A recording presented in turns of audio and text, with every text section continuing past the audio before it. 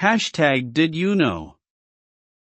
Jingle bells are a popular symbol of Christmas and the holiday season, but few people know about their dark history and association with slavery. The dark history of jingle bells uncovered. The use of bells as a form of punishment and control for enslaved people in the United States can be traced back to the 18th century. Slaves were often forced to wear collars with bells attached to them as a means of deterring them from running away. The sound of the bells would alert their owners or overseers to their attempted escape and make it more difficult for the slaves to flee undetected. This cruel practice was widespread in the southern states, where slavery was most prevalent. The use of bells as a tool of oppression did not stop with slavery's abolition. During the era of Jim Crow laws and segregation, African Americans were often forced to wear bells as a form of humiliation and control. In some cases, they were even required to wear them to church services and other public events. The association of jingle bells with slavery has been largely forgotten over time, but it is a stark reminder of the brutal history of race-based oppression in the United States. The sound of jingling bells may bring joy and excitement during the holiday season, but it is important to remember their dark origins and the suffering they represent. In recent years, there has been a growing movement to acknowledge and address the legacy of slavery and racism in the United States. This includes efforts to remove Confederate statues and symbols from public spaces, as well as calls for reparations and other forms of restorative justice. While the use of jingle bells as a symbol of Christmas and the holiday season is unlikely to change, it is important to remember their complex history and the role they played in the oppression of enslaved people and African Americans. As we celebrate the holidays, let us also reflect on the ongoing struggle for racial justice and equality in our society. Why did they put bells on slaves? Bells were put on slaves as a means of deterrence against escape attempts. Slaves who attempted to run away were seen as a threat to their owners, who feared losing valuable property and labor. By fitting them with collars that had bells, slave owners could more easily track the movements of their slaves, making it difficult for them to escape unnoticed. The sound of the bells would alert the owner or overseer to the slave's attempt to escape, allowing them to take swift action to prevent it.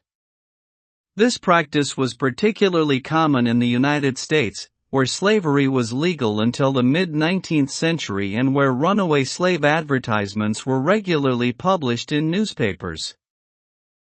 What is the origin of Jingle Bells? Batman smells, thinking face.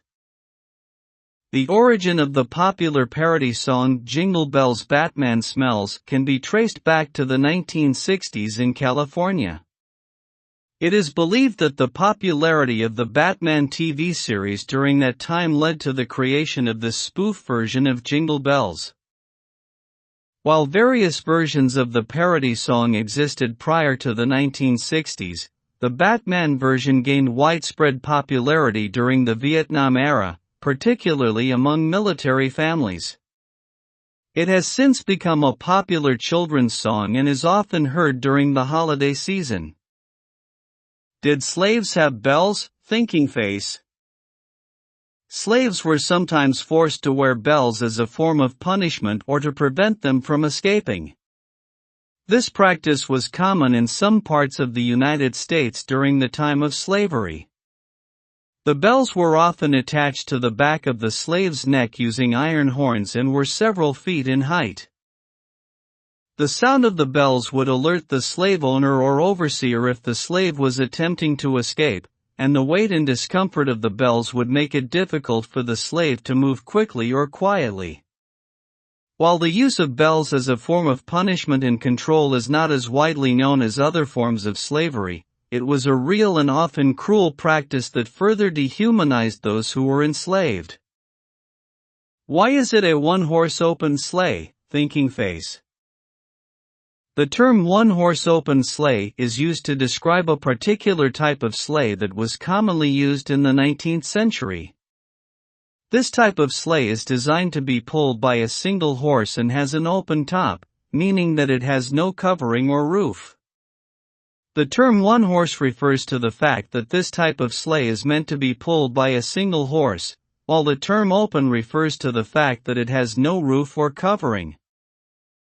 The one-horse open sleigh was a popular mode of transportation during the winter months in the 19th century, particularly in areas where snow and ice made traveling by other means difficult or impossible. The design of the sleigh allowed it to glide smoothly over snow and ice, making it an efficient and practical way to travel in snowy conditions. Today, the term one-horse open sleigh is most commonly associated with the popular Christmas song Jingle Bells, which refers to riding in a one-horse open sleigh as a fun and festive winter activity. Although Santa Claus is often depicted as riding in a sleigh pulled by reindeer, the term one-horse open sleigh is still used to describe the traditional sleigh design that was popular in the 19th century. Conclusion.